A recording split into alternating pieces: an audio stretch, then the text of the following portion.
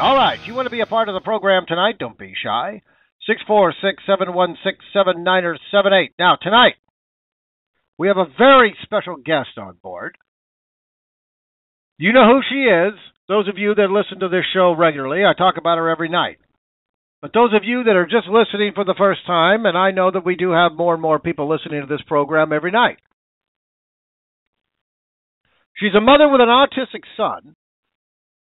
She called the police one night after he escaped through his window. He was taken away and has never been back home since. This has been almost 6 years now. 6 years have been fighting for this. Well, he's been bounced around from foster home to treatment facility, where he has had to endure physical abuse, sexual abuse, beatings, neglect, a cocktail of drugs. I mean, it's endless what they're doing, and they haven't stopped yet. It's only getting worse. This story doesn't get any better. This story gets worse and worse and worse and worse and worse every day.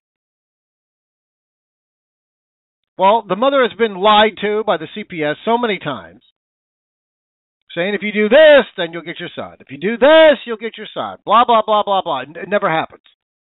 This is what CPS does. They're just kicking the can down the road. They don't want to actually complete something. Because if they do, they're going to have to actually admit that they were at fault. And see, they can't do that. Nobody can admit that they screwed up in this country anymore. Everybody's afraid. Oh, I can't admit that I was wrong. Well, you know what? Admitting that you're wrong, people think that that's a weakness if you admit that you were wrong. No. I completely disagree. If you admit that you're wrong, that's a strength, not a weakness. It's weak to lie. It's a weak to never admit that you're wrong. That's a weakness. Admitting that you're wrong and then fixing it, that's a strength. That's a strength. Well, she's lost her home, her car, her quality of life, and worst of all, she's lost her son for 6 long years. She just wants him home. Autistic children need their mothers, period. What a mother can give a son, whether they're autistic or not, you can't get that from a foster parent. You can't get that from a social worker. You can't get that from a court system. You can't get it from a cop. You can only get it from the mother or the father, the parent, the family. It's called love. Yeah, I know. There I go again using that L word. My potty mouth.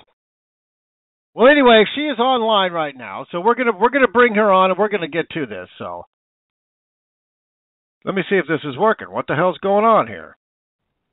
Tara, my dear, can you hear me? Yes, I'm here. Oh, okay, good. I was having problems with this this switchboard here tonight, but that's all right. You're here. It's been a long time. Yes, we've been trying to get you on here for quite a while, but I'm glad that you're finally on here. So, Tara, let's start at the beginning here because there are a lot of people that listen to this show on a regular basis. They know who you are. I talk about you all the time, every night. But there are people that are just tuning in for the first time. So let's start at the very beginning. How did CPS even get involved in your life? Bring us back to the very beginning here, and then we're going to work our way up. Because I know there's a lot of stuff that's been happening just in the last month, actually just in the last few days. But let's start at the beginning so the audience, they've got a better picture of it. Okay, well, this actually started when he went to a school in a different county. Prior to the school year, we went in and spoke with the principal and told her everything that, we had just seen him display, some of the actions that he's done, some techniques to try to calm him down if he was to get upset. A safety plan was supposed to be in place if anything were to happen. And you're cutting in and out. I don't know if you've got a bad connection. You're not on a speakerphone, are you? Yeah, I'm on a speakerphone. Do I need to get on the regular phone? Yeah, speakerphones do not work on Blog Talk Radio. They're terrible. Okay, hold on. Let me switch it real quick. Okay, can you hear me better now? A little bit. Okay. He was supposed to have a safety plan in place at his school. A few months later, I get a call from the school telling me to come and pick up my son, that there was an altercation and to come in and get him. When I arrived, I was told that there was a schoolyard dispute over a ball, and he had apparently thrown the ball at one of the children, and he was supposed to have been completely separated from all the children, which he was not. Right. Then the principal drug him to the principal's office, and he kicked the principal. And I took him home, and it was Thanksgiving break. And ever since the Thanksgiving break, I got a letter in the mail stating that he was being charged with 4 counts of battery, 2 felony and 2 misdemeanor at the age of 7 years old. Now, see, that right there, now, I mean, how can these people, especially school administrators, how did they not know that autistic children are different than regular children?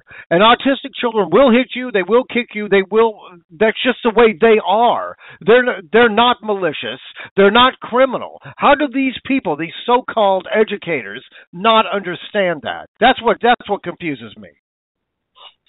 So then DCF got involved. They called the school stating that he wasn't getting the services he needed for his autism.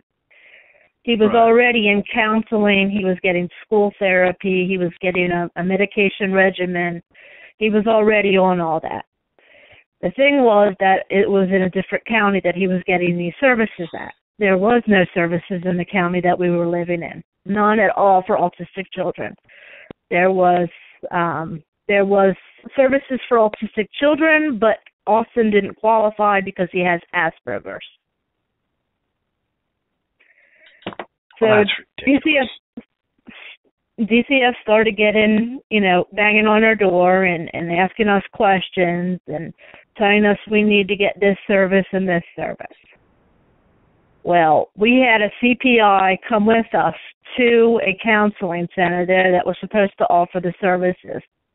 Sat down for over 2 hours, walked out of there, and told both us, my mom and I, and the CPI that there was nothing that they could do for him because he had the Asperger's diagnosis, and they don't do anything for Asperger's there. Then several times they tried to get services for him, and multiple times they said, "Sorry, we can't help you. Goodbye." So, hold on. Yeah, your phone's cutting in and out again. I'm doing the best I can to hear you, but okay. Here's my mom. Hold on. She wants to talk some too. Okay. Hey, Kenneth. Hey, Lois. How you doing, Mama? Hey, how you I'm doing? Fine, thank you. All right. They literally dogged us for 2 years and couldn't find a reason to take Austin away until that fateful night that he crawled out the window. But they didn't even take him away then. They didn't try to take him away for 2 more weeks, so it wasn't really an emergency, because if it was, they would have taken him that night. Right. So they came after Austin in March of 2009. And first they took him to a foster home in Winter Haven, Florida. And he was battered there for the first time within 5 days. From there he went to a foster home in Brevard County. And by the day he was in their custody for 27 days, he had been raped. Oh. He had to stay in that home with the rapist until August of 2009. So that was about 5 months that he had to still live with the boy. was that one of the kids that that was also in that foster home? Yes. Is that who assaulted him? Oh, that's what they claim. Yes, that's what they claim, that it was a foster brother. But we later found out that the foster father has a... That's why I was going to ask if it was, that's what they claim. It could have been the foster father, too. It could have been, yes. And from there, they took him to a residential facility. Actually, what started that was the foster mother kicked Austin. And when she kicked him, we reported that he had been assaulted, and they removed him from the home. They wouldn't take him out of the home for rape, but they would take him out of the home because he was kicked. So they took him to a facility in Brevard County. It's known as Devereaux. And at Devereaux, he was forced to masturbate every day for 45 minutes. What is their reasoning behind that? Every time when you first told me that, I don't understand their reasoning. What is their reasoning of why they make this kid do this? I don't know, Kenneth. I really wish I knew. It's pretty sick if you ask me. I can't imagine an adult doing that to a child. I mean, how old is he at this time? What, 10, 11? He's now 17 and a half. He was 11. He was 11 years old at the time. Well, by then he'd been 12. He turned 12 in July. So, they put him in this home. And the real problem is they don't have qualified people to counsel these children. They create the problem and then they don't know how to fix it. And they keep putting Band-Aids on, and they think these Band-Aids are working, and they're not. They're getting worse and worse and worse and worse and worse. And they actually got to a point that they said that it was a sexual addiction. And that was by a social therapist who we found out was actually a recovering addict. And he started from that because he was involved in addiction. I guess that's what Austin's involved in too, an addiction. But the real root of the problem is they don't have the people that they need. They don't pay the kind of money that a good therapist would cost. So they just do with what they have. They make no attempt, even they're getting all this money for these children, they make no attempt to provide them with the proper services that they should be entitled to. So, no, and the money is astronomical too, especially if they're autistic. And especially if they're on drugs too. I mean, the money is just flowing in. It's coming from the taxpayers. Taxpayers need to understand this. Right. They're the ones paying for it. And they get about $30,000 a month for him, a month. $900 a day they get for Austin. And he, I'll take half that a day. I would too. I'd take $5,000 a month and be happy with it. But he, we'd take Austin and be happy with him. Mm-hmm. He became so sexually reactive that he was beginning to display himself. And the therapist that was working with him in a deposition actually said that he considered passing Austin in the hall to be a session. The judge finally caught wind of what was going on and ordered him out of that facility. They didn't know where they were going to put him. They tried to hold on to him for a little while longer, and the judge said, "No, you've got 4 days to get him out of here. That's it. That's all you're getting." And they found another facility in Mount Dora called the National Deaf Academy.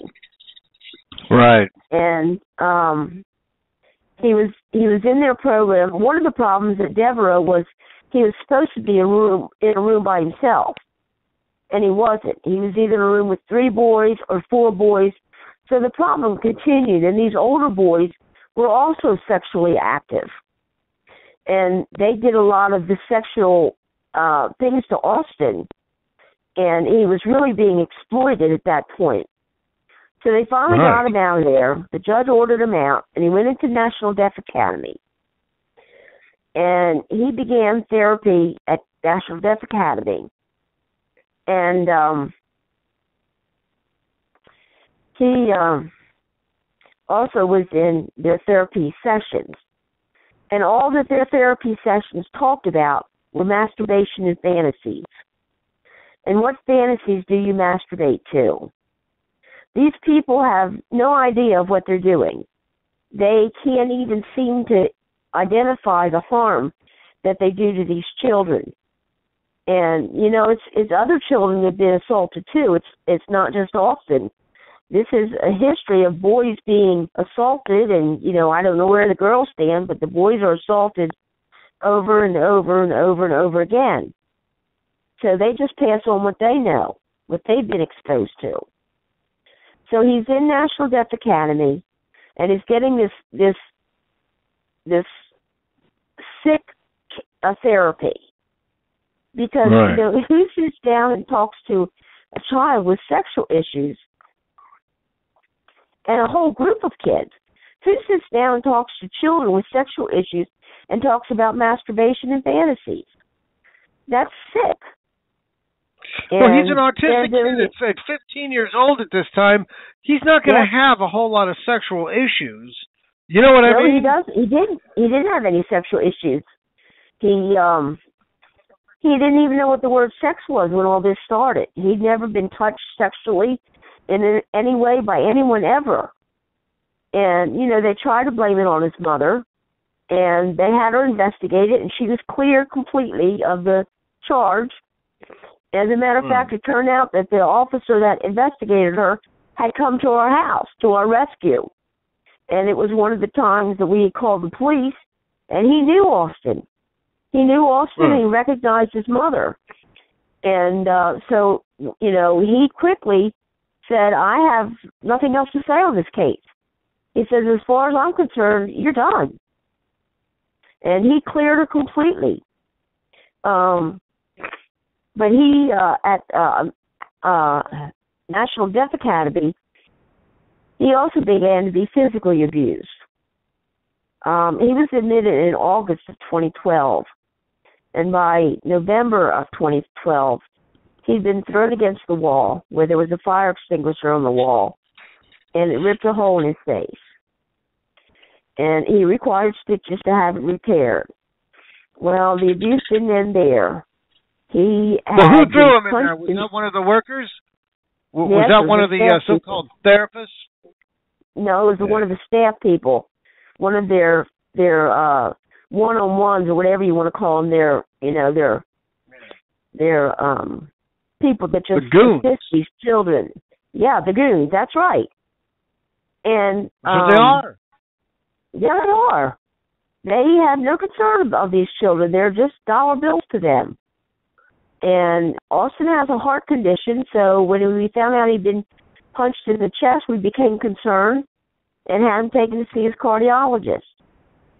And he was started on another medication for his heart. And the next thing that happened was he was picked up by one of the big guys and just thrown on his bed. He's had his face smushed into the carpet with marks on his face. And the latest incident that we knew of was September 16th of last year, of 14. And he was watching a cop show, and they said that he wasn't allowed to watch it. Now, mind you, the cop show was inside the building. But they took him out and wrestled him to the ground and badly injured his shoulder. And this wasn't just one guy. This was 3 or 4 guys that laid on this little kid and severely injured his shoulder. And they did it because they couldn't do it in front of the cameras. That's why they took him outside. They took him outside because they knew they were going to hurt him. Because the incident happened outside. It was inside watching TV. And they took him outside to hurt him. And about that time, we started hearing a lot of things going on at NDA. There was a girl that was assaulted in August of 2014. and she had gone into her room, and she was also autistic and deaf. And she went into her room, and when she came out, all you could see on the camera was her holding her arm. And they had to take that girl to the hospital and repair her arm with 7 screws and a plate in her bone. That's how badly she was injured in her room. And we've been working with the courts. There was no cameras in there, so they couldn't see it. Yeah. Yeah, they could see that she came out holding her arm.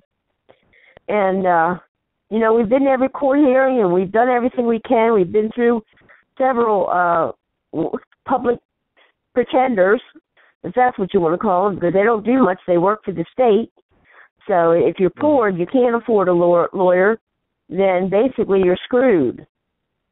Yeah, you're right. We finally were able to afford a real attorney, but it's been difficult, and the agencies are very powerful.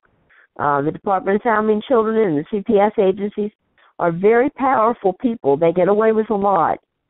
And my attorney told us once that he said the problem is the judges. If the judges would make them adhere to the statutes of the state, we wouldn't be having these problems, because they have to be accountable. There are laws in place, but they break every one of them. They don't care about the laws. They figure they have enough pull. They can do whatever they want, and they don't care about your child. They don't care about your child at all. And he's referred to Austin as being warehoused. And basically it means that kids are just stuck on a shelf, and they get paid the rent every month for them. But they are not loved children. And, to even expect a child to be in DCF custody and have any amount of self-worth is ridiculous, because they just can't have any self-worth. They are constantly being battered and abused and assaulted and exploited. And finally, through the courts, NDA became under the FBI investigation. There were 2 counselors there that had worked there, and they saw the abuse, and they became whistleblowers. And these 2 counselors therapists are the ones that got this thing rolling, and they got the FBI involved. The FBI is now investigating the facility. Because of the facility and the FBI investigation, his judge finally demanded that he be taken out of NDA because of the abuse. Right. And for reunification, hopefully. But, they have promised to get us into a house, promised to get us on our feet and started, and to assist us until Austin's 18. And absolutely nothing's been done, nothing. And, they kept telling me, look for houses. I've been looking for houses for 3 months. And they don't want to pay the money to help us. They don't want to lose their $30,000 a month they make off of him. So they just keep stalling and stalling and stalling. And we're in a position now that we found a house. It's an ideal house for Austin. But in waiting for a house, they sent him to a foster home. And they began to have some incidents there at the foster home, because this child was severely traumatized. He had around-the-clock assistants, one-on-ones, to be with him everywhere he went, to check and make sure he was okay. And hang on a second. Hi, it's me again. He was placed into the foster home. He had some incidences. The foster mother had basically decided she didn't want to do this anymore. She said it was God's calling. And I guess apparently God stopped calling, because 2 weeks later she decided he did not want to be in this child's life or have this child in her home. He was sent to the hospital. He was Baker acted again. And in place of finding another foster home to put him in, the judge ordered him back into NDA, which is the same facility he was in. They're still under investigation, are they not? Yes, they are. Why? Yes, they are. What I'd like to know, with all of the people that are, I do know that the people that are voluntary, that are there voluntarily, they're leaving in droves. There are, I've checked it, there are complaints after complaints after complaints. Why is that? What I'd like to know, I know I mean, none of us really know the answer, but why is that place even open for business with all of these complaints and everybody's leaving under, in droves? Why not shut it down and regroup it instead of keep putting more and more people in there? I mean, if you got a check for $30,000 a month, would you want to let it go? Well, yeah, I understand that, but I mean, you would think that somebody in law enforcement, somebody in the justice system, somebody somewhere, a doctor, a nurse, a therapist, somebody would say, "Wait a minute, slow down.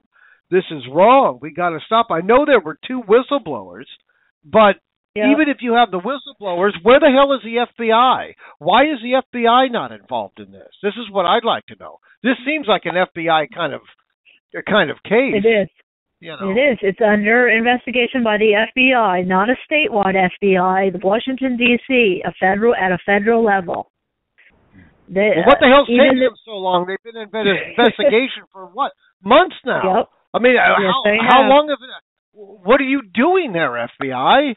I mean, how long does it take to do this investigation? Not only are they under investigation, we have a federal lawsuit against them. Good. And still, he was placed back at this facility. Basically didn't have anywhere to put him. What is their excuse why he needs to be in foster care in the first place? What was their initial excuse? No. At the very beginning, were they blaming you for something? Is that why they took him away in the first place? Yeah, they created a lie. They said that his mother wasn't medicating him, and that was a lie. If he wasn't medicating him, then I'd like you to tell me what day and what medication and what time of day did she not medicate him. And they have no answer for that. I know there's a lot of pills for autistic kids, but I mean, you don't really need to be on medication if you're autistic. No, you don't. And, one of our goals is to get him off of the meds. Of course, they use his running away as an excuse, but every autistic child does it. And we've heard stories all over the country of all autistic children getting lost and not being able to find them, and they don't get taken by DCF or CPS. The issue in our case is there was a CPI that actually came to our house and shot a gun outside.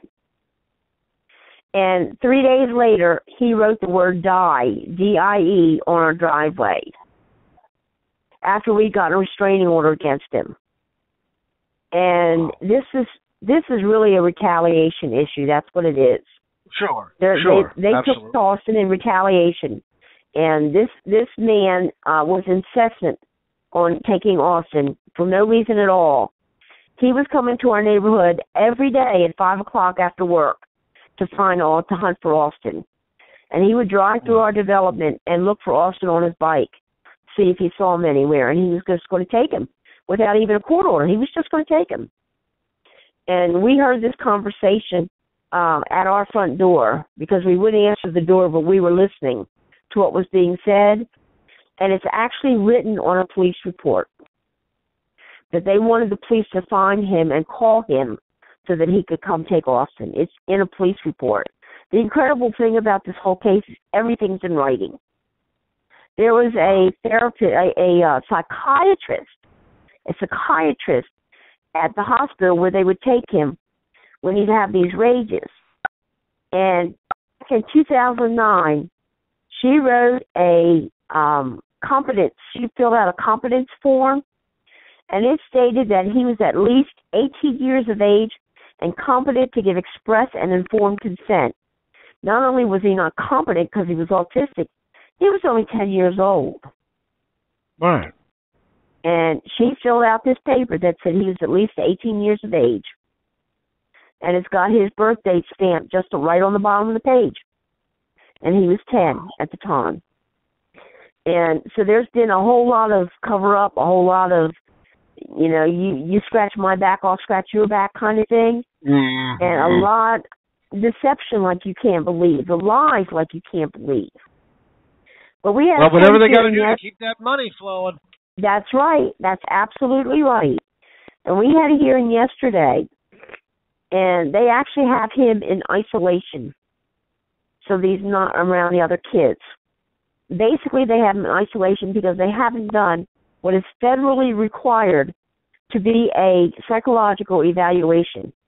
They haven't completed it yet.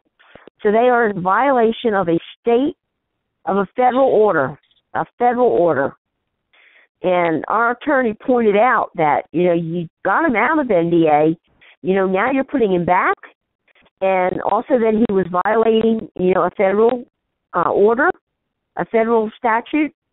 He also told the judge that they've tried everything except to put him home with the family. And that's all we want is for him to come home with the family. And the reason they took him back to NDA is because they don't have anywhere to go. They don't have any group homes. They don't have any residential facilities. They don't have any foster homes. They have absolutely nothing. So they stuck him back, where he was before because they didn't have any other way of dealing with the problem. What they should be doing is getting us into that home and getting him home. And, a lot of foster care parents, they get into, fostering autistic children, and then they realize that they require actual work. And they're not just going to sit in a corner and just be good little kids. It's not going to happen. They need 24/7 attention. That's right. And as a matter of fact, the foster mom sat at the table in the kitchen with the one-on-ones all day, except for one-on-one. She was with Austin constantly during her shift. She played with him. She schooled with him. She cooked with him. She, she went up to his room with him and played games with him. She made sure he got his bath every night. And she was the only one that didn't sit at the table with the foster mom. Actually, the foster mom's son, middle son, actually was more like a foster father than she was a foster mother. And this was her first child, her first foster child. And the agency that helped us get him out of NDA is their first child in Florida being placed into foster care. And I think this lady really deceived them because she led them on to believe that she was ready for this and that she was committed to seeing it through. You can't commit to seeing it through if you don't know what kind of child you're working with.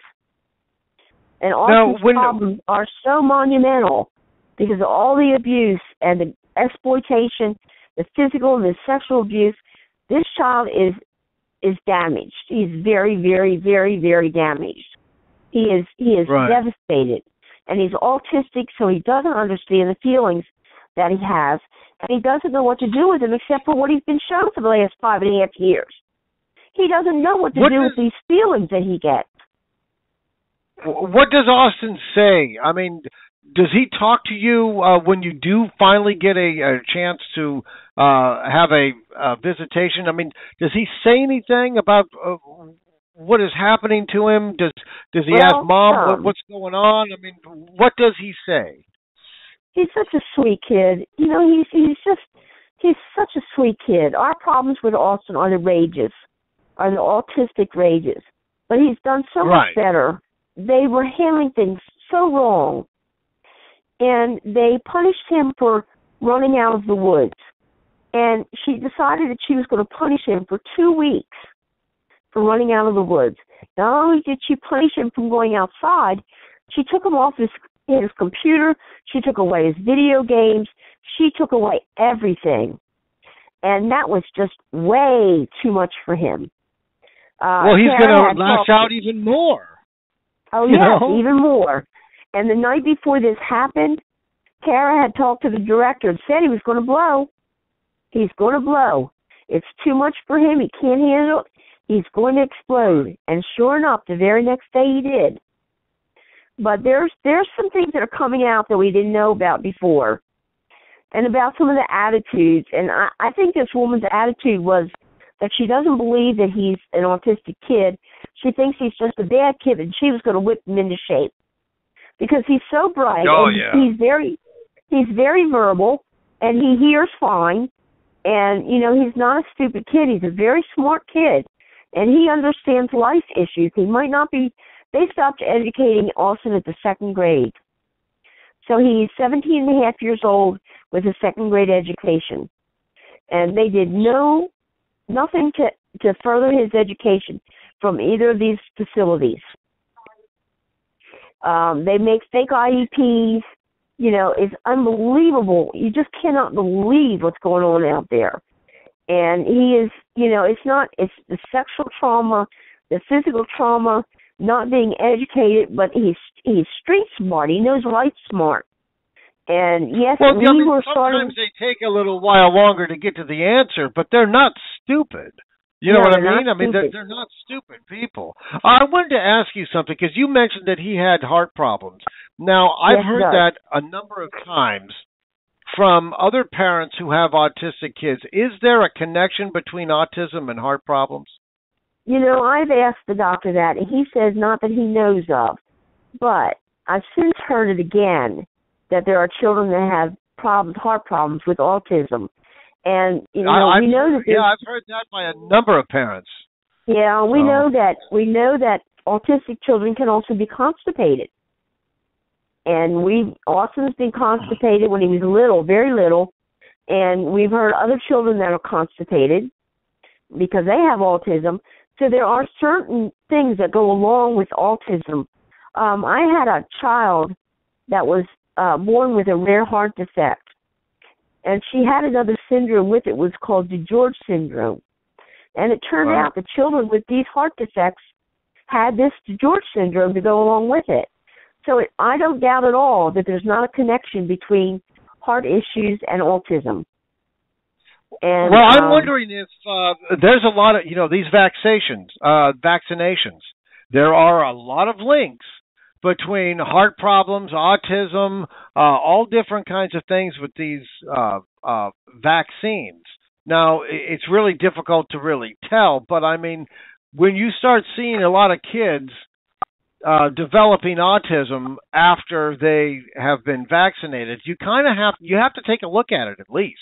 You have to at least take a look at it. They're not taking a look at it. We're hearing a lot. We're hearing a lot about it, and it's all going to come to a head someday. But you would ask when did he start showing autism? When did he start showing signs of autism? When he was 3 years old. He didn't act like he could hear us.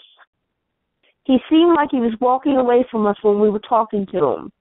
And we had his hearing check, and it was absolutely fine. Dad has some symptoms that we didn't really know what they were. And we had Austin tested for the disease that they thought his dad had, and he didn't have it. So a lot of the things that he did like his dad. So we didn't know for sure what we were dealing with. We just knew it wasn't right. And when we moved to Florida, we had him seen by a neurologist down in the Tampa area at the University of South Florida. And he started the ball rolling with trying to get some blood work done and some testing done. But eventually we ended up having Austin's father come down here, and we sent their blood work to Johns Hopkins Hospital in Baltimore, Maryland, because they had gotten a grant to do a study. And they were both tested, their blood, and neither of them were negative for Huntington's chorea, which they thought his father had. So, but they did discover that there were some problems. He wasn't actually diagnosed until age 6. Well, no, 2006. So I guess he was almost 9. He was almost 9 by the time he was diagnosed with autism. And it was basically diagnosed by his symptoms and his thought patterns, the way he talked and the way he walked and everything else, the things that he knew or he didn't know. Pretty much how they diagnosed him in 2006. So, we're learning too. This has been a learning experience for us because we've never had an autistic child. I've never had an autistic child. I don't know of another person in my family history that has an autistic child. So this was new for us, and we're learning. We're trying to figure all this out. And it was hard enough. They say that the mother of the stress of a mother with an autistic child is the same as that for a soldier in battle. Yeah, that's how they describe it. Yep. And but you asked if Tara I had a chance to speak with Austin. Yes, actually, we started calling him every day when he was at the foster home, and we visited once a week instead of the once every 2 weeks that we were only allowed before. So we were visiting once a week, and we talked to him every day. And he was telling us some things. We knew that there were some issues with one of the one-on-ones. We think there's some issues with the therapist that he had. But when this all exploded, and he ended up back at the same hospital where Dr. Dorr wrote this script this paper that he was at least 18 years of age when he was 18, she still works there. So God help us all. He was supposed to be taken to a medical floor and be kept in a 24-hour police presence. And instead, they took him up to the psych ward. So, again, he had Dr. Dorr. So we don't know what she wrote or what she recommended or what was said or anything else. But we've since heard things through some of the people that we work, that are on Austin's, that are taking care of Austin through the agency that helped us get out of him out of the NDA. And there's a whole lot about this foster mom that we didn't know. She wasn't ready. One of Austin's attorneys said, why in God's name did they give this child to a woman who has never had any foster child experience? So she was her first child. And she didn't seem to have the motherly instincts that you would think that someone would have. And the whole time that she was there, yeah, she's single or married? Single. She has 5 adult children, and 3 of them are still living at home. And the kids are great. They seem like a nice family. They're a Christian family. But there were just some issues, and I just felt like she decided she was going to whip this kid into shape with his 2 weeks of punishment off of everything. And it was too much for Austin. But, other than that, the fact that she sat around the table... them like that. You can't... I mean, why would they... This is what I don't understand. I mean, they're treating these kids as if they're prisoners. Well, Gitmo prisoners get better treatment than these kids. Yes, I mean, they're put in psych wards. They're locked up in, isolation. They don't need that. I mean, when they're in a rage, yeah. But when they're not in a rage, they need extra attention. That's right. Yes, they do. So we've got a court. No, you can't. We've got a court hearing in 2 more weeks, and the judge is giving them another 2 weeks to get their stuff together. And, they just play games. They find a reason to delay it for 2 weeks and then for 2 more months, and they'll just keep delaying it until he's 18. That way they won't have to do anything. They won't have to spend any of their precious $30,000 a month. Mm-hmm. And they'll get their $30,000 a month, and this child will be devastated by the time they get him out of it.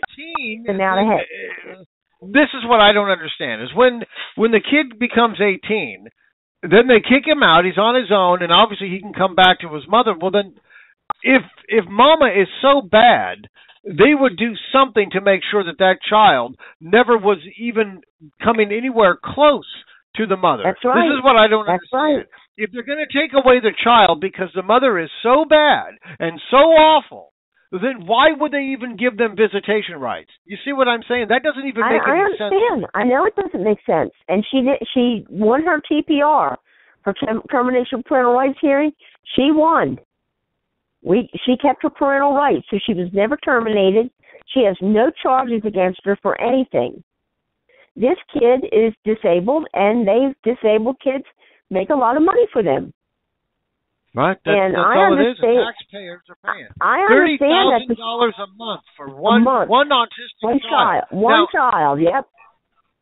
Now, the entire state of Florida, I'm sure, has more than one autistic child in the state of Florida that is in foster care. The exact number I don't know, but that's got to be astronomical amount of money that the Florida taxpayers are paying, and that goes on in every state, not just Florida. That's all 50 states, and I mean, I can't understand why. I mean, I've written, I don't know how many politicians I've written to get involved. The shame stream media is what I call them. Shame on them. I mean, they had the Justina Pelletier story for a week, and then there was no follow-up. There was no investigation to find out, are there other people, other families like this too? How deep does this go?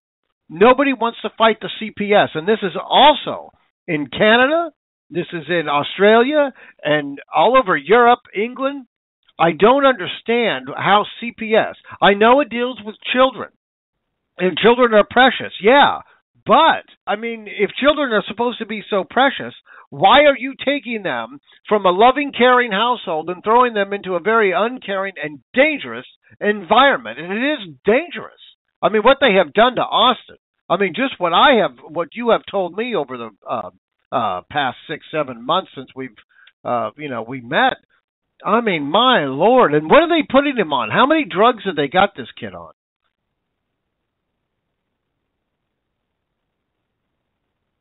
Are you still there? Did we lose her? Uh-oh. What happened? Are you still there, Lois? Hello, hello. Well, it looks like I've got her on my switchboard, but I just can't hear her. I don't know what's going on.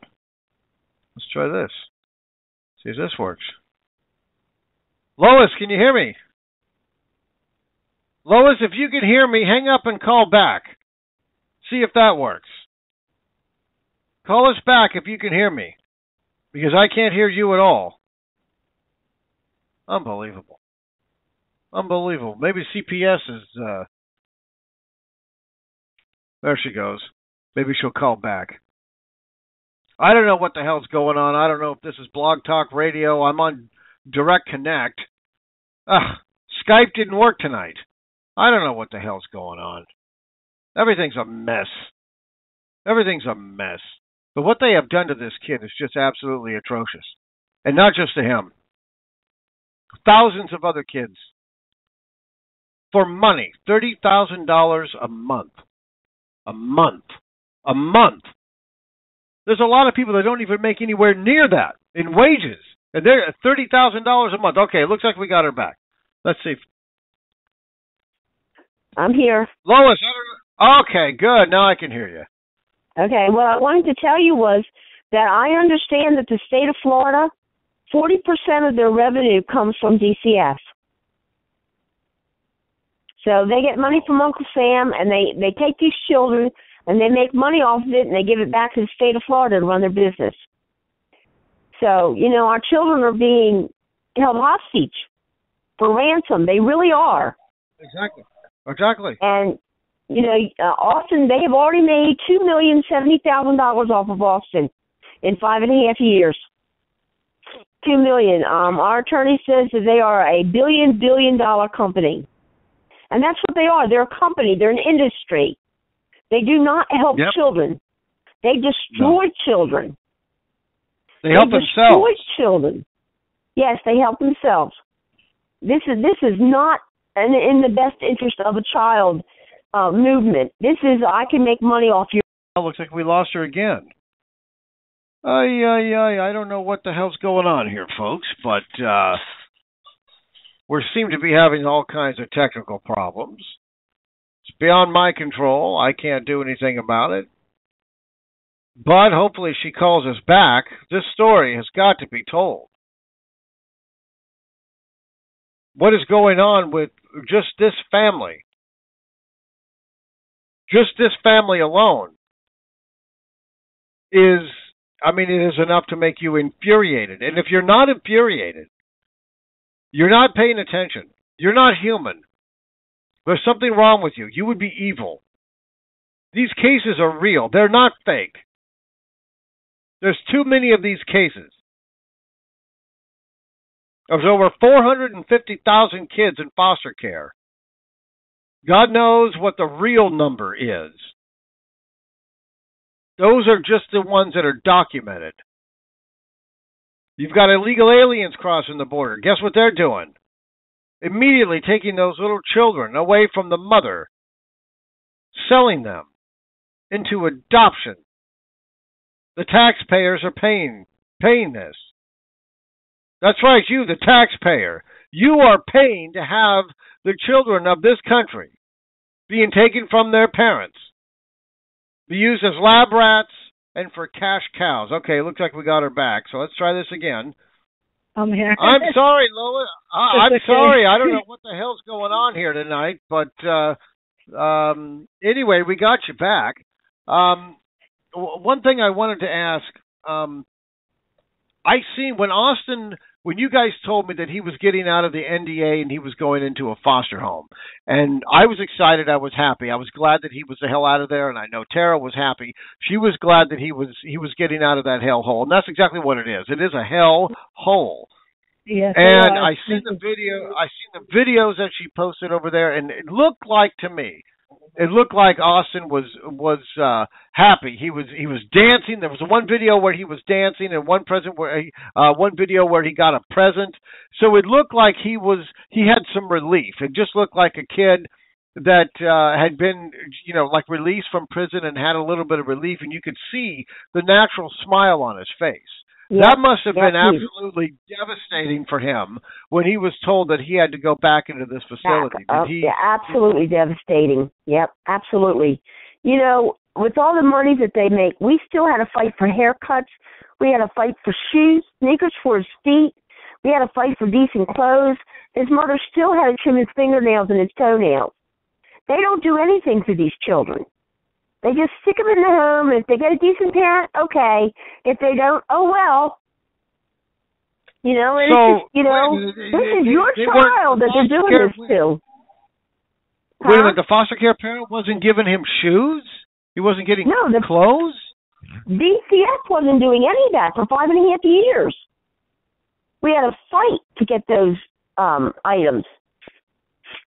We had to fight. Well, to get haircuts. They take children away from parents for stuff like that. Isn't you know what I mean? True? Yes, it is. Yes, they most certainly do. They can do whatever you can't do to your child. They can have sex with them. They can beat them. They can do anything they want to do. It's just you that can't do them. These are your children that they're taking. Your children. All the hopes and the dreams that you had for your child when you gave birth and as you were watching them grow up and you see them mature and what their personality is and all those dreams that you had for your child to become an upright, good standing citizen are gone. They're gone. They exist no more. When DCF takes these children, it's over. Austin is what, 17 now? Austin is what, 17? Yep, 17 and a half. So he's got about, 6 months left before they're going to have to release him because they won't be able to get any more money. Yep. And that's what they're doing. They're just we have to clean it up. The road. Right? Exactly. What's that? Well, they're just kicking the can down the road just to get as much money out of him as they possibly That's right. can. That's all they're doing. To get as much money out of him as they can. They give them that. Yeah. Well, you're going to have one hell of a job on your hands. They make the mess. We have to clean it up, Kenneth. Exactly. They made the mess. We have to clean it up. Yes, we've got a very tough road ahead of us. We are committed to seeing Austin through this. We get him home. They've created an intense amount of damage. They've created a societal damage because he's going to have to get fixed some before he can even go out in public and be around other children. Well, the reason why I asked earlier, how many drugs is he on? And the reason why I'm asking is because these drugs, when you get off of them, you can't just get off of these drugs cold turkey. He's going to have to be weaned off them. He'll have to be weaned off of them a little at a time. The doses will have to be cut in half and cut in half again until he's finally off of them. Yeah, those drugs are dangerous in the first place. Yep. He's on drugs that only adults should take.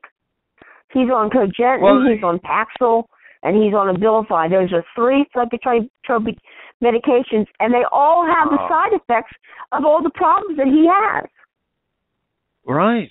You know, I mean, this child just because they're autistic, they don't need those drugs. Those drugs are not going. They're not going to help an autistic child.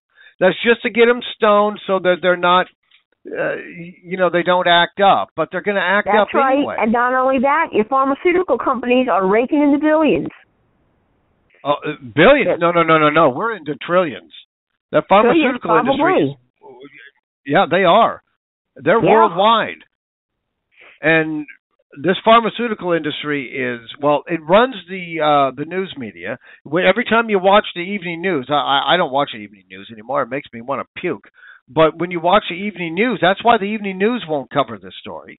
You're not going to get Brian Williams or any of these other people to cover it because their sponsors are the pharmaceutical industry. Now, if they were to, cover these stories, well, they're going to lose their sponsorship. Which really makes me sick.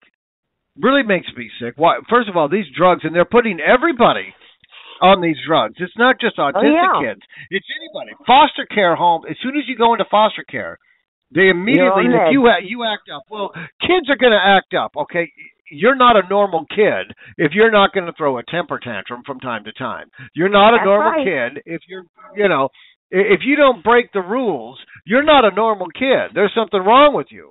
You know. So when a child acts up like they're supposed to, it's just part of nature. They got to put them on these drugs. Well, the side effects of these drugs are homicide, suicide. Yeah. Yeah, exactly. Autistic are even worse. They just need love. That's it. That's the only cure right there. And you can't put love in a pill.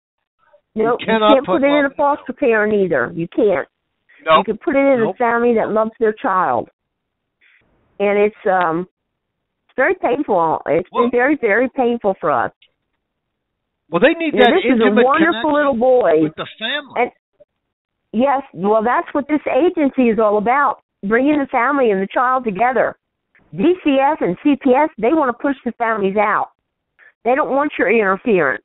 But the agency that we're with right now, which is called Key Assets, they are very inclusive of family, and they want the child and the families to get back together again. But they still have to go by DCF laws, rulings. Yep, they don't have enough power. I wish they did have more power. But an autistic child has a difficult enough life. Then you throw things in like sexual exploitation and sexual abuse and physical abuse, and it changes these children. They don't know what they're dealing with. They don't understand it. They can't figure it out. They don't respond to things like a normal person responds to them, and they don't know what to do with what they've got in their head. You cannot give anything to an autistic child that they cannot understand. These people are incapable of commitment.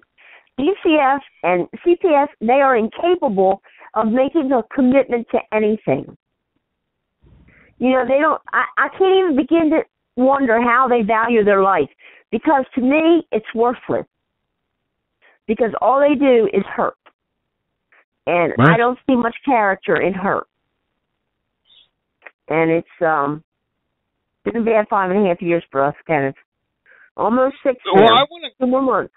I want to cover this story that happened before Austin was kicked out of his last foster home. He was only in that foster home for what? I think it was less than a month. 2.5 weeks. 2.5 weeks. Hang on a second. Right.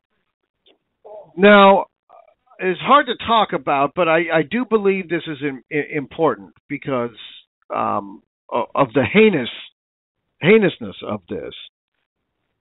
What the hell was the deal with them teaching him to stick things up his rectum? What the hell is that about? Why? That doesn't even make any sense to me. I mean that's mind blowing to me. I don't understand that. Why would they teach anybody to do that? Because when he was raped, that's what happened. The boy made him suck his penis, and then the boy sucked Austin's penis, and then he stuck his finger in his rectum. So they have that feeling of urgency, that sexual urgency, and they can feel that in their rectum, and they just dig their fingers up there or stick items up there until they can feel that feeling go away. I know it sounds horrible, but that's just the fact of the matter. These children, like I said, if you can't give an autistic child something they cannot understand. This would be hard enough for a normal child to tolerate. Right. And then the foster mother, the first foster home he was in, the second foster home he was in, the wife of the sex offender taught the boys about sex. So we don't know how she taught them. If they demonstrated, if they showed them pictures, pornography, we have no idea how they taught them. But she said that her mother never taught her about sex, so she decided she was going to teach the boys about sex. And again, they had an empty room, but they put the two boys together, and there was already a history of sexual abuse with this other boy. He had a history of sexual abuse and sexually offending others. And yet they put him in the same room as the boy and still had an empty room. So we've had a fight. I mean, that's just beyond sick. That's criminal right there. No, I can't imagine so-called mature adults treating a child this way. And all these people and all these agencies that have all these master's degrees and everything else. What are they doing? What are you doing? Well, when you went to court, I mean, you obviously brought this up. What did the judge say? When I went to court, where? With the abuse, the rape? Any of it. I mean, this was brought up in a hearing, right? Oh yeah. No? Well, what did the judge say about that? They said it was consensual. Oh, consensual. They said it was consensual sex between two minors, two autistic minor children. The older boy was more severely autistic than Austin was.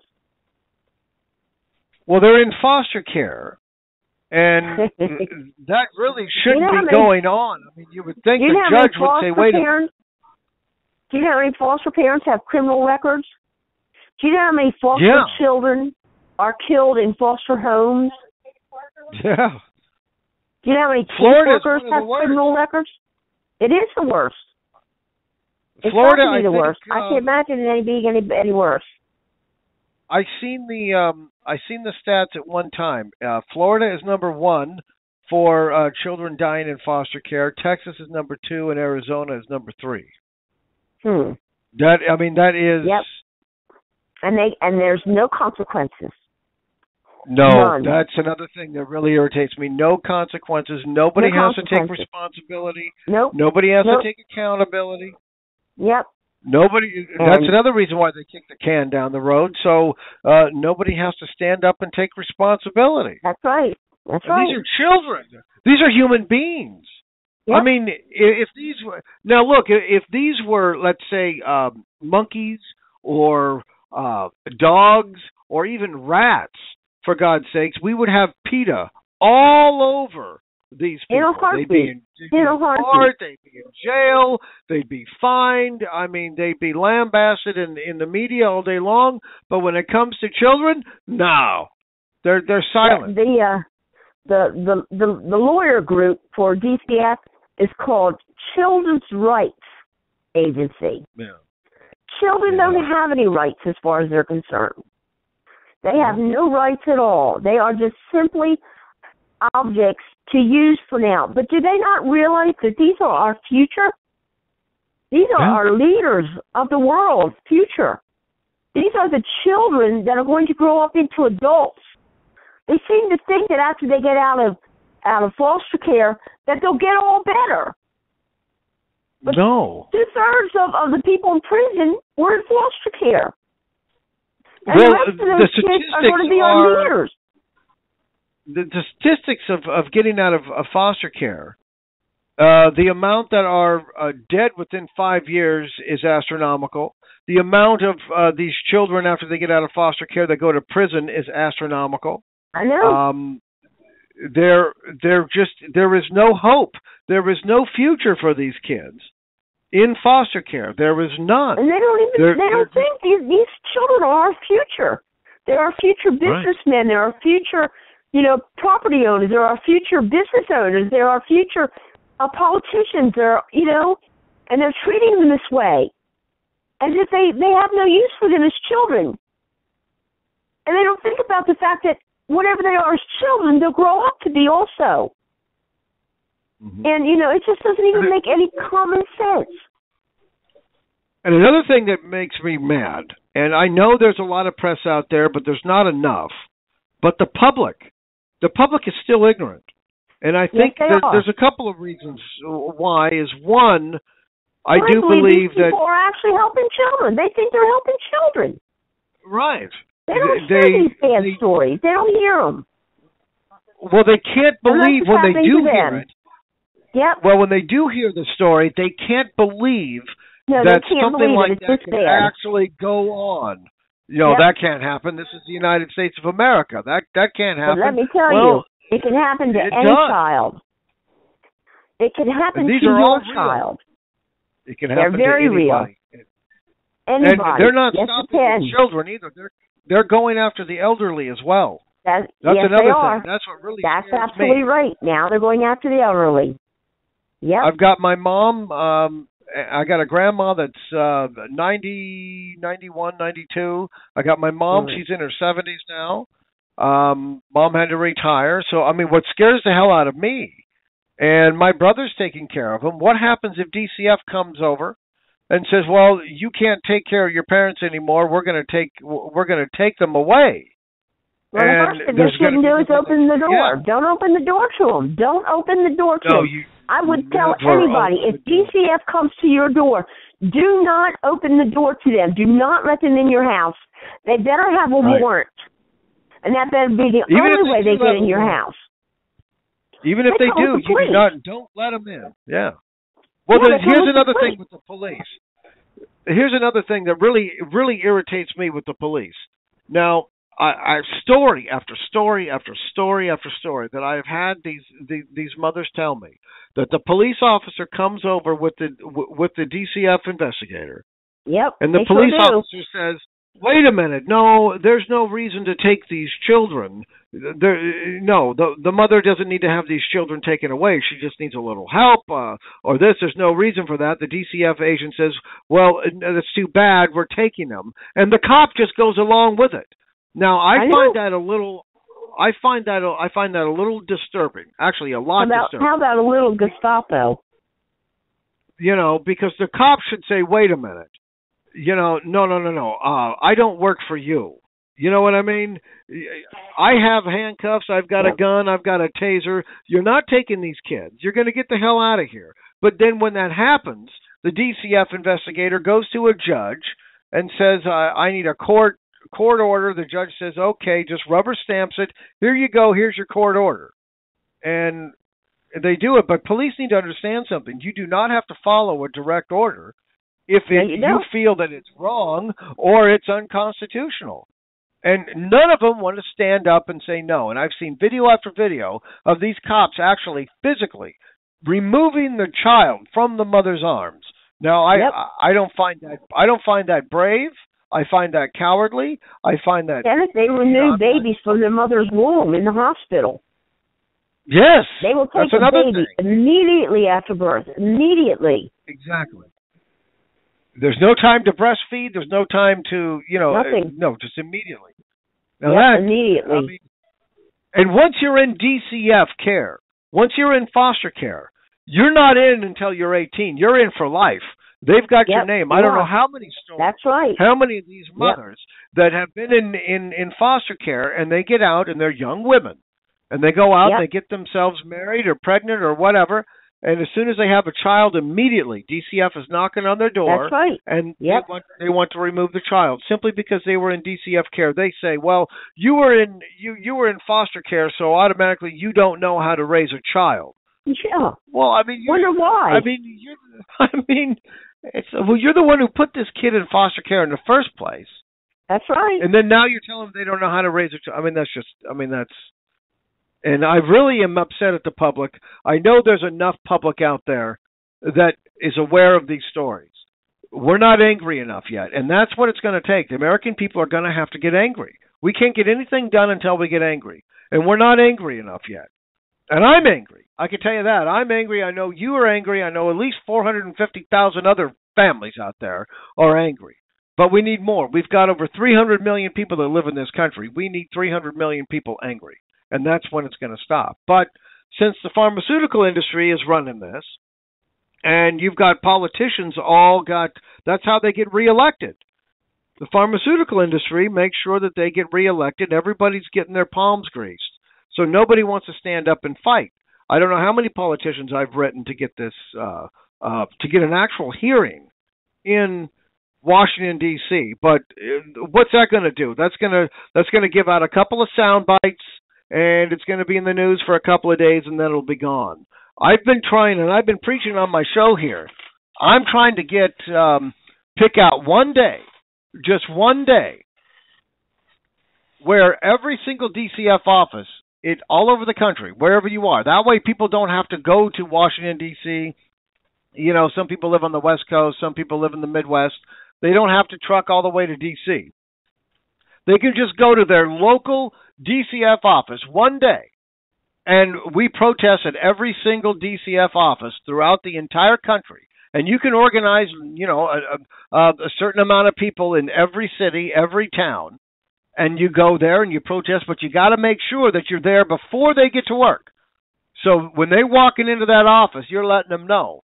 You know what I mean? Before they go and commit their crimes, they've got to know that you're there. Exactly what day? I don't know. I'm just trying to get it off the ground here. It's very difficult to get people involved, which really irritates me. But I mean, I think that's a good idea. People don't have to go very far. They can just go a few miles down the road. Instead of watching their Kim Kardashian show, choking on a bag of Cheetos, sitting their fat asses on the couch, they can get up and they can go out there with a sign just one day on every single DCF office throughout the United States. I think that would be a lot more effective than trying to get 1 million people in D.C., because that's going to do nothing but simply get the media out there to take a couple of pictures, write a couple of stories, and it'll be gone and forgotten in no time. So I mean that's just an idea, but yeah, it's a good idea. Unfortunately, I don't know I'm just looking for anything. I'm just looking for anything to grab attention. I'm one of these kinds of guys. I got a creative mind, so my mind is never shut down. I'm constantly looking for something. Why the public hasn't been able to pick up on this, I don't know. I picked up on it right away. I mean, I read one story. This was almost 2 years ago. I read one story about a little girl named Justina Pelletier, and immediately on the air, I didn't know anything about her. I didn't know anything about the DCF. I never heard of the DCF. I never heard of CPS. I never heard of any of this. And I read that one story, and I immediately knew that there was more than just this girl. So I immediately got on the horn, and Raquel Oikiai. She's been on the show a couple of times. Yeah. I immediately started calling people, all my rabble-rousing friends. I got hooked up with Raquel very early, and she started teaching me about, more things, and look at this, and look at that, and look at this. And we spent hours investigating different cases. So, I mean, if little old me can do this, little old me can get myself involved. If I can tell just by one story that this is widespread, then the public should be able to do it as well. But they're lazy, and they won't, because they're going to have to actually, if they acknowledge the problem, that means they're going to have to get involved, and nobody wants to get involved because it's not happening to them. And that's sick. That's a lazy mind. I don't respect people like that. I don't. Never have, and I never will. It's just they don't understand sick. Until it happens to them. Until it happens to them, then they realize, oh, this is a problem. Right. And then they want to stand up and complain. You know, I mean, so... And the other thing that needs to happen is more people need to come forward. If you're working in these facilities, if you're seeing the abuse going on, speak out. Right. You can find another job. You don't have to be their victims too. Right. I know a lot of these cases, they have got these parents, especially young single mamas. They have got them so scared if they say anything, they do anything, they're going to lose their child forever. So that's why they don't come out. They're intimidating them, which is even, you know, that's a crime in amongst itself. But don't be afraid of the CPS. Do not be afraid to step out. Do not be afraid. Do not be afraid. You have to let this out. You have to speak up. And every day. And when you get on it's Facebook, not for your and you child, make for the next child.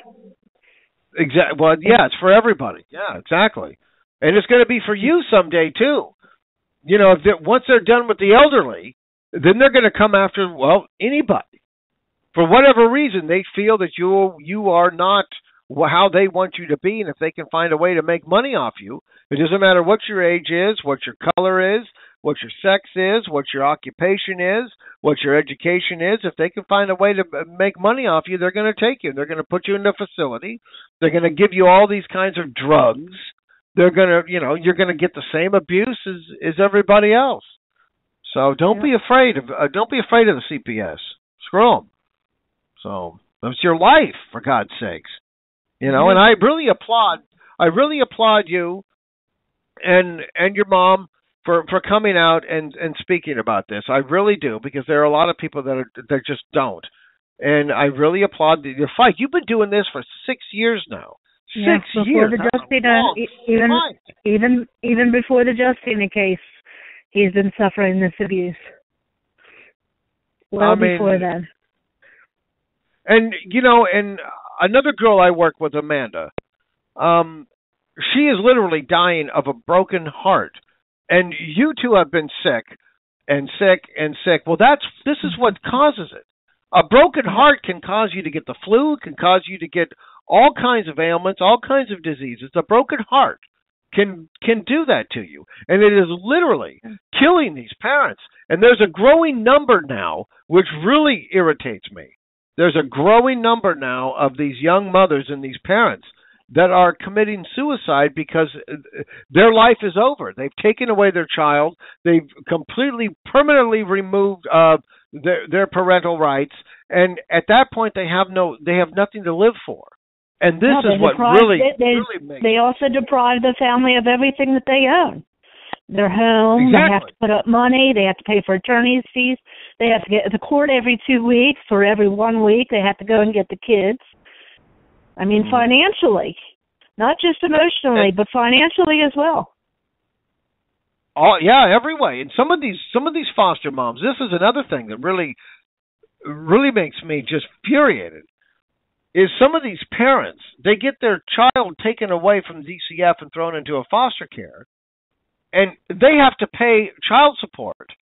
Uh-huh. So they're not only getting money from the federal government, the state government.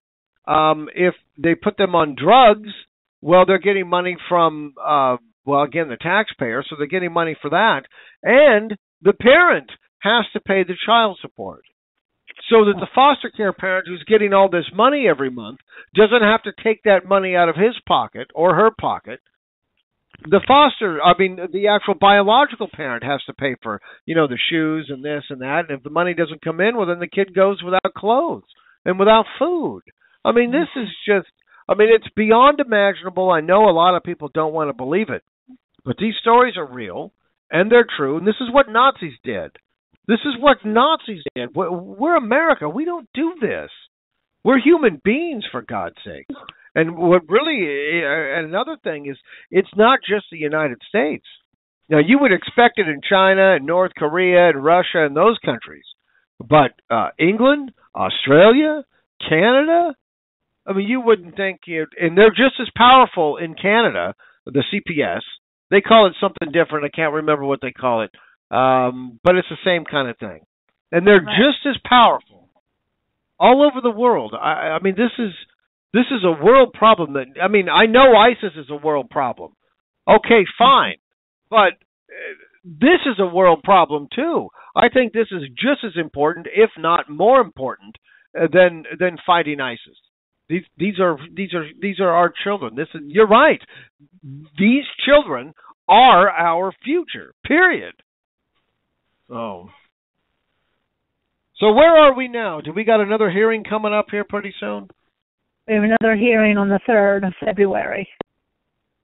Now, what's that hearing supposed to be about? Is it just another kick the can down the road kind of hearing? Or is yes, it is. Yes. It's just another kick the can down the road. Well, we've given you 2 more weeks. You're going to need to do something. The judge says he's not fixable. He says he's not fixable. These are disturbing things that he's doing. Really? Well, you're the one that did it. Exactly. That he's not bring him fixable. home. Maybe some of these. Yeah.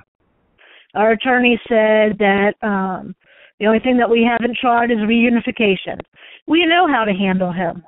We know the little things that need to be done around the home to prepare him and keep him from doing things or doing anything to harm himself or anything else. We know the little things.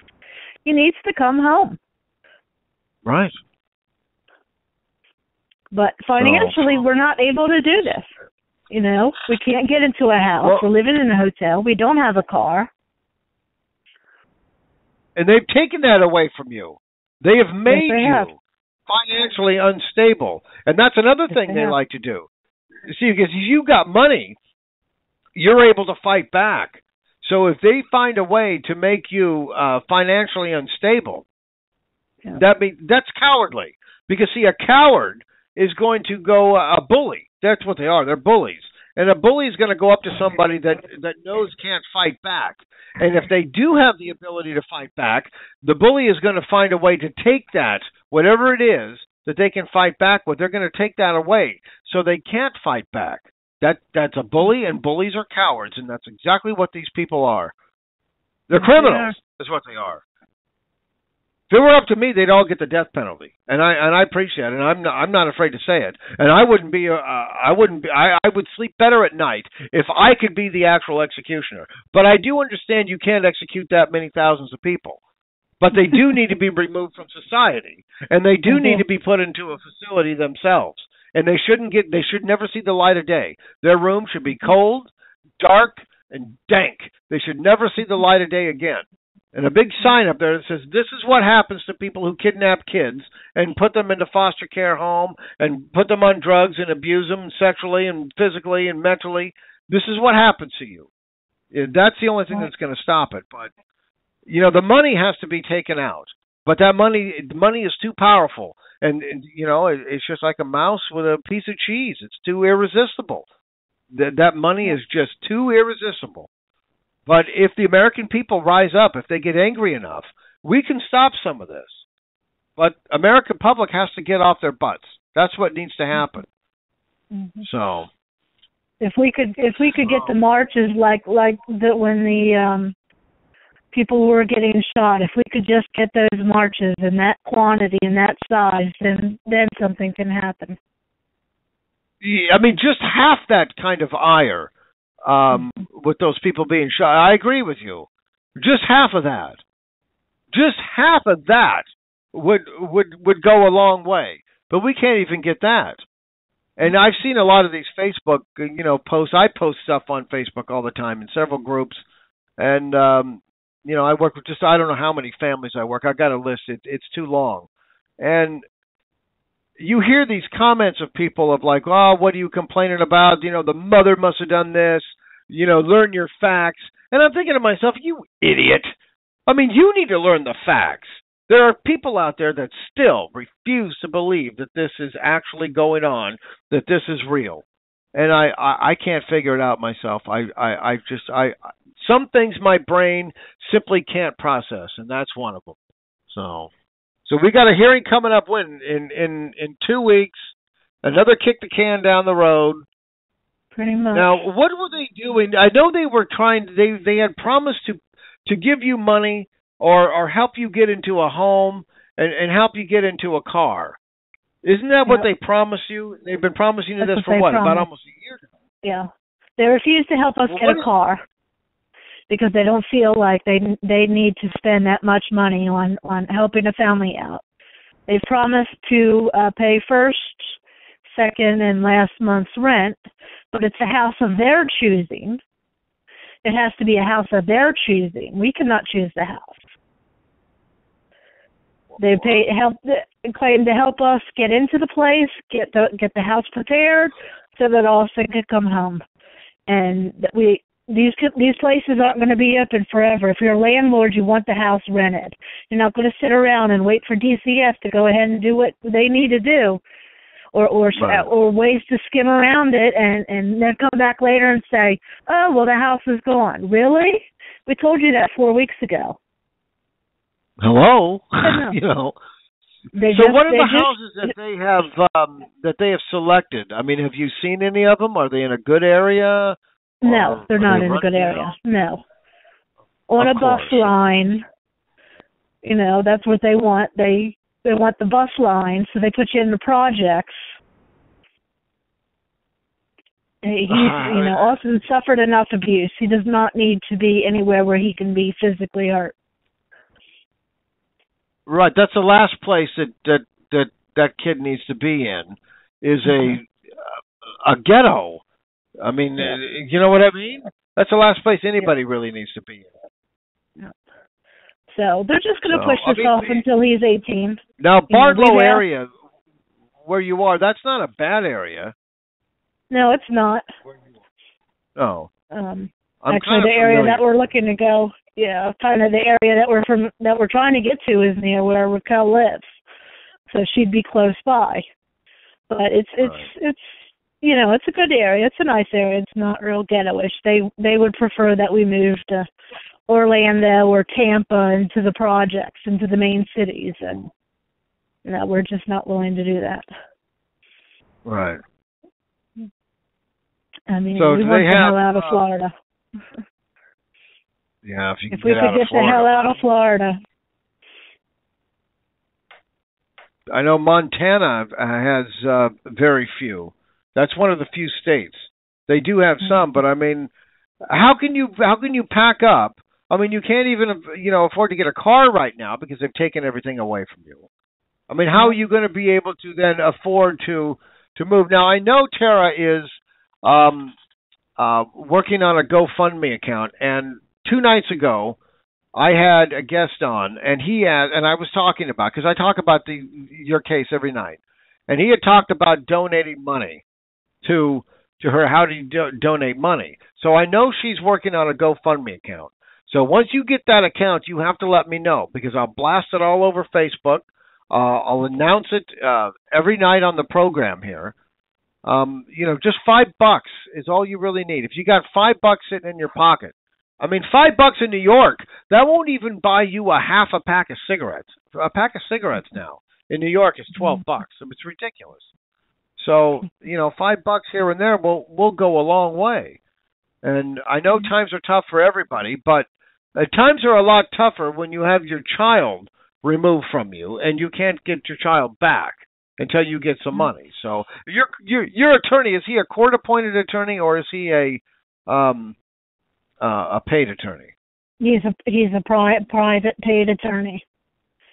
Oh, okay. Do you feel he's working for you? No. Right. No. That's right. I don't.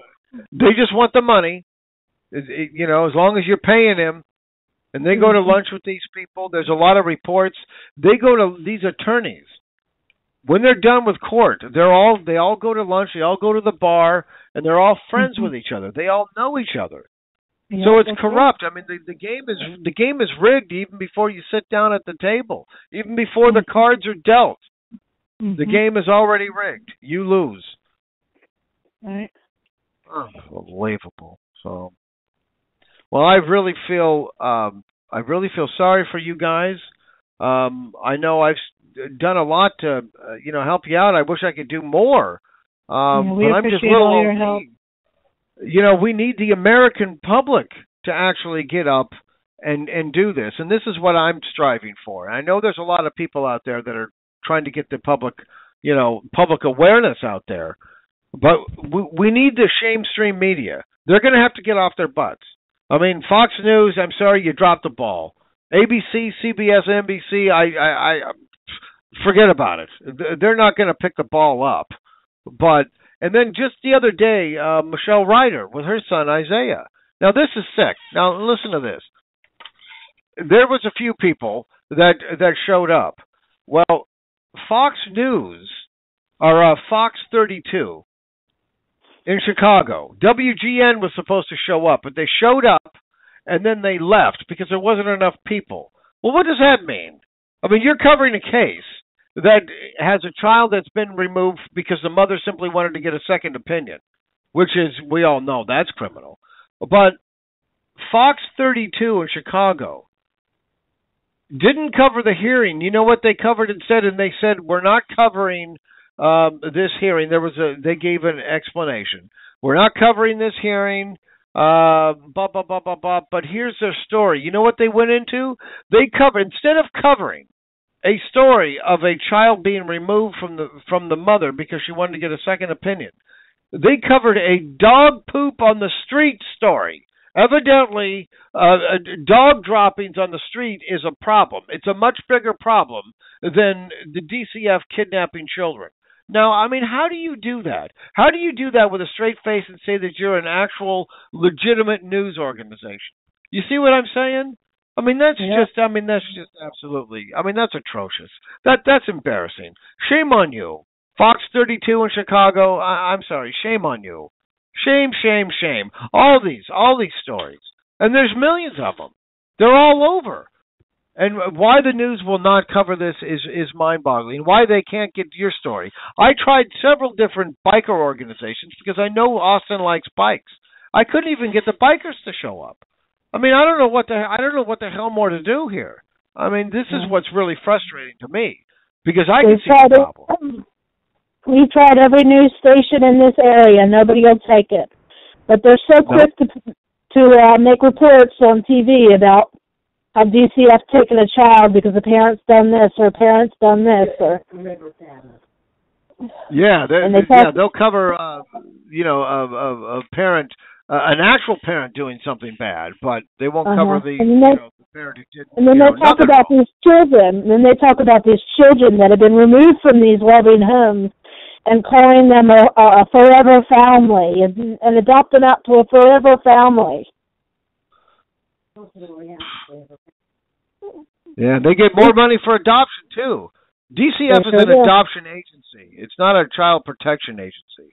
It's an adoption agency. And they do adopt autistic children, but it's hard to find parents that want to adopt autistic children. Again, because we've covered that, they're not easy to deal with. The only people that can deal with the autistic child is the parents, the family. Yep.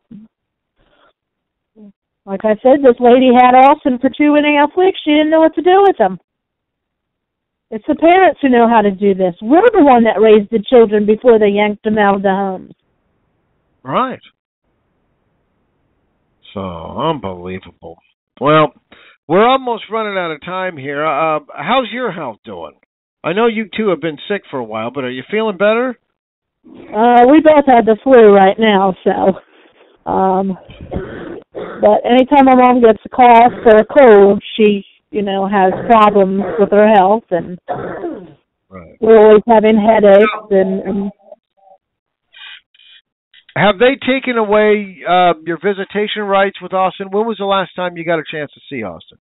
Last time we saw Austin was 2 weeks ago. We get to talk with him once every month on the phone and once every month in person. 2 weeks. So that's all you can see him now, once a month? Well, what is their reasoning behind that? Did they give you one? Oh, it looks like we lost her again. I don't know what the hell's going on with this system here tonight. But I wish Blog Talk Radio. I mean, I don't know. I don't know if it's them. I'm not on Skype. Skype is a pain in the ass. I mean, we're in the 21st century now. We've had computers. We've had all this stuff. Why can't we get this stuff to actually work? Well, it's lazy people. Here we are. We're back. Hello. You're back on. I'm sorry about that. Oh, we lost her again. All right. What the hell is going on here now? Now I'm getting hot. Now I'm getting upset. Blog Talk Radio. I hope you're listening. Pay attention. Because your direct connect system is not a direct connect. It's direct disconnect. Now, could you knock it off, please? Look, I'm sorry, but if your system isn't working, find people who know how to fix it. And if they can't fix it, well, then fire them. All right, let's try again. Okay, I'm here. Hello, yes. Can you hear me? Yes, I don't know what's going on. I've just been chewing out Blog Talk Radio for their crappy equipment here. So yeah, we only see him once. We only get to see him once a month for 2 hours, and it's supervised. We've never, ever in the 6 years had any contact with him privately. It has to be supervised. We see him 2 hours a month. I mean, that's just... What is their reasoning for 2 hours a month? They don't want to have to drive up to a whole other city. What they did is they got him as far away from home as possible. So he's been going to different counties. I mean, clear across the state. You know, where we were living was in a city called Davenport, and they sent him over to Brevard County over by the Cape Canaveral is where they first sent him. Because they know you can't afford to drive all that far. You don't have a car. Exactly. Yep, exactly. But if you did have a car, would you be able to see him more regularly? We would be able to see him. We would only be able to see him for 4 hours a month, as opposed to 2, and it would still have to be supervised and monitored and everything. I mean, this is another thing. I mean, I can't understand with all these so-called, experts and doctors and psychiatrists. Don't they understand that contact between the autistic child and the mother is important? How do they not understand that? No, because the children are going to tell the truth, and that's what they don't want. They don't want the children to tell the truth. My son will tell me the truth. I mean, they do tell the truth. Autistic children are honest. Yes, they are. That's one thing about them. They cannot lie. They cannot lie. They don't know how to lie. They don't know how to lie. They don't know they try. They can try, but in the end, it comes right out because they just don't know how to do it. They don't have those coping skills. So has he ever said anything like when you're with him and the supervised visit? Has he blurted out anything? Very little, very little. And if we start discussing it, we're told it's inappropriate, that we can't talk about that. Right. You can't talk about anything with your own flesh and blood. God forbid. If you had a conversation with your own flesh and blood. I mean, what can you talk about? What, the weather? I mean, that's why our phone calls are so short. What can you talk about on the phone, I mean, the only thing you talk about is, how was your day? How was your school? Have you gotten in any trouble? Or have they done anything to you? Have they hurt you? And play games. And that's about it. I mean, and they will sit there, and eye him and intimidate him so that his head is hanging low to the point where he doesn't even want to talk around them. Yeah, that really made me mad when Tara wrote and said that he had gone missing, which he didn't go missing. They actually took him. But Yes, for them to say to you that he had gone missing and they don't know where he is, that right there, how can they get away with that kind of a lie? To say that the child has gone missing, they don't know where he is. When they know where he is, they took him from the foster home into this facility. But they're telling you that he ran away. Right. I mean, what in God's name could possess somebody to say something like that to you? Why would they? I mean, that, you know what I mean? I mean, that's just, that's mean. They knew the legalities. You know, we found out, the only reason that we found out was through this other agency. I had a gut feeling that that's what they had done, was taken back to this facility.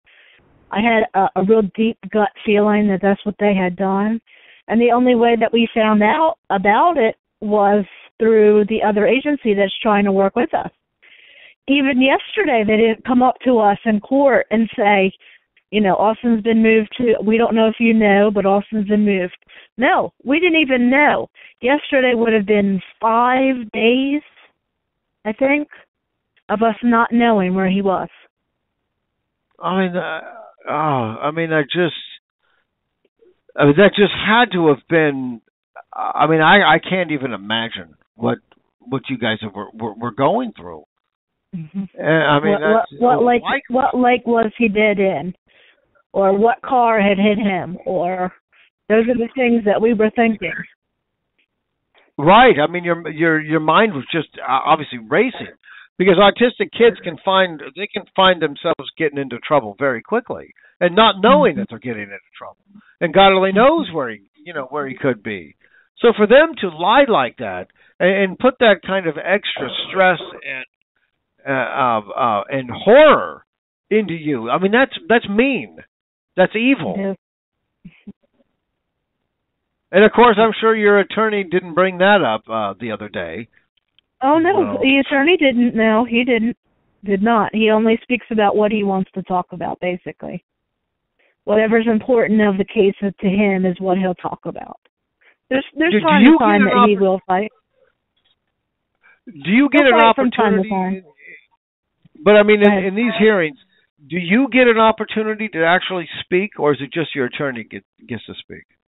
The previous judge allowed me to speak, but this judge absolutely will not refuse. Absolutely will not. He refuses to let me speak, let my mom speak. They'll let Austin speak to him every once in a great while. But even yesterday, we asked our attorney if one of us could speak to him, and he said, absolutely not. Absolutely not. I mean, see, there's your due process just gone. That's your child. You need to have that right to speak. Yep. You should have that right. It is your right. That is your right to speak, and they have taken that away, and they're getting away with it. Yeah. Mm-hmm. I mean, this is what really irritates me. And the other reason is they hid it is because Austin has told him in court about the abuse and physical abuse that's happening to him, and the sexual abuse, and why can't I go home with my parents today? And he's told him numerous times. Yep, numerous times he's told him. They turned me on the bed. They punched me in my chest. Yes, he did. He has told the judge numerous occasions, I'm being abused there. I want to go home. My parents don't abuse me. My parents won't hurt me. They're throwing me on the bed. They're punching me in the chest. I'm ending up in the hospital. See, that's it right there. He doesn't want that to come out. So he's trying to hide the evidence to come out. Hide the truth. Yep.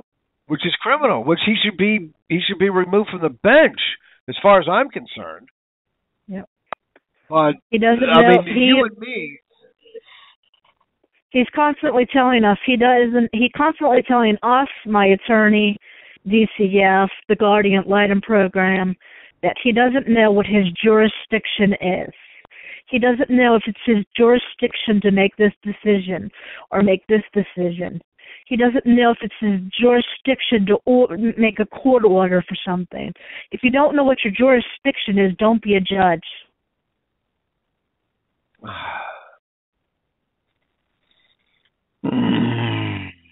I mean, this story right here, I mean, it just keeps getting bigger and bigger and bigger and more and more and more bizarre by the minute. And it just gets me more and more infuriated. I don't get desensitized with these cases. You would think, I mean, after 2 years of dealing with, I mean, I don't know how many parents I have dealt with and I continue to deal with on a daily basis. I do not get desensitized with this. I mean, I get more and more infuriated. More and more and more. And I know these parents are. I want to do more. I really do. And that's what frustrates me is because I see a problem out there. And every time I see a problem, I immediately, maybe I was born with it, I don't know. But when I see a problem, I want to fix it immediately. Immediately. I cannot let a problem sit unattended. I have to fix it. And this is a problem. And so I want to fix it. That's why immediately when I read that one story about Justina Pelletier almost 2 years ago, I immediately had to go to work. And I've been at work ever since. And this is what I do all day long, from the time that I get out of bed, from the time that I go to bed. And even, when I'm in bed, I'm thinking of ways to help people. And I try to take a day off in the weekend. I try to take a day off, and I can't. I get on Facebook, and I've got over 50 messages, and I help people. I can't ignore you people. I can't. I wouldn't even have an idea of how to ignore you people if I wanted to. I just can't. So anyway, we are running out of time. I really want to thank you and your mom for coming on here. I'm going to be blasting this interview all over my Facebook accounts. It takes me a couple of days to put it on YouTube, but I want to put it on YouTube. Your story has to be told. Every one of these stories has to be told. They're all important, and they all need to be told. And so once I get that out for you, okay. I want you to blast it every day. All right, yeah. Hopefully by then I'll have the GoFundMe account up, and you can put the link in there. Right. I was just going to get to that. Right. We got to get your GoFundMe account out there. That's very important as well, too. So. Right. Well, we appreciate your time, and we appreciate all the efforts that you and Raquel and Amanda and everybody else that knows about the case has been doing, and we really appreciate your time and your effort in trying to do this. Well, we all got to stick together. We're all Americans. Like you bring one of us down, you bring us all down. Yeah, like somebody said yesterday, I thought these were just 1 in a million cases. They're not. They're in every other home that you see in the United States. They're happening everywhere.